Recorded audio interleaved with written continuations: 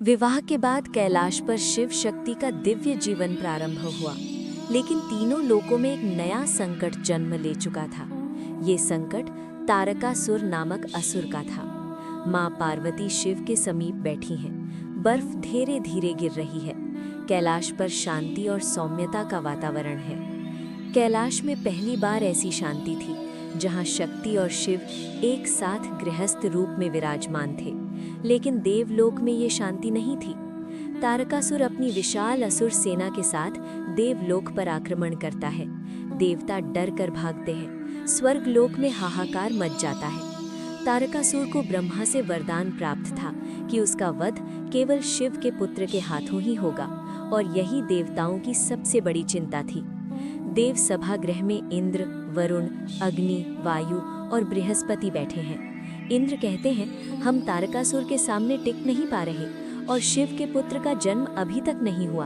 अब हमें कैलाश जाकर स्वयं महादेव से सहायता मांगनी होगी।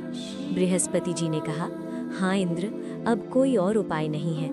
देवता कैलाश की ओर प्रस्थान करते हैं। कैलाश के द्वार पर देवता पहुंचते हैं। महादेव और पार्वती शांत बैठकर ध्यान मग्न थे।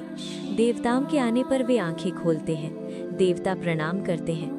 इंद्र शिव जी से कहते हैं, प्रभु, तीनों लोक संकट में हैं। तारकासुर अपनी शक्ति से देवताओं का विनाश कर रहा है। आपका पुत्र ही उसका अंत कर सकता है। हम आपकी शरण में आए हैं। महादेव शांत, स्थिर लेकिन जानते हुए से नजरों से देवताओं को देखते हैं और कहते हैं, सृष्टि में हर घटना का अपना समय होता है। तारकासुर का अंत भी निश्चित है और वो समय शीघ्र ही आने वाला है। देवताओं के चेहरे पर आशा की किरण जल उठती है।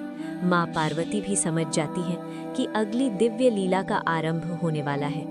कैलाश का वातावरण अचानक बदल जाता है। आकाश में तेज प्रकाश, हिमालय की चोटियां गूंजने लगती हैं। माँ पार्वती ध्यान में एक रहस्यमयी आभा देखती हैं, जैसे किसी महान शक्ति का जन्म होने वाला है। वो आंख खोलती हैं। शिव हल्की मुस्कान देते हैं, मानो सब जान रहे हों। शिव जी कहते हैं, जब सृष्टि पुकारती है तो मेरी शक्ति किसी न किसी रूप में जन्म लेती है। और ऐसे आरंभ होता है महादेव की अगली दिव्य लीला का अध्याय। अब आगे होगा तप, शक्ति का संचार और एक ऐसी घटना जो तीनों लोकों की दिशा बदल देगा। अगले एपिसोड में हम जानेंगे सृष्टि के रक्षक कार्तिकेय जन्म की भूमिका। तो जुड़े रहिए हमारे साथ भक्ति मार्ग की शक्ति शिव। तो चलो दोस्तों, चैनल को लाइक, शेयर और सब्सक्राइब करो और साथ ही बेल आइकॉन बटन को दबाइए, क्योंकि अगली नई वीडियो आपको सबसे पहले मिले। धन्यवाद।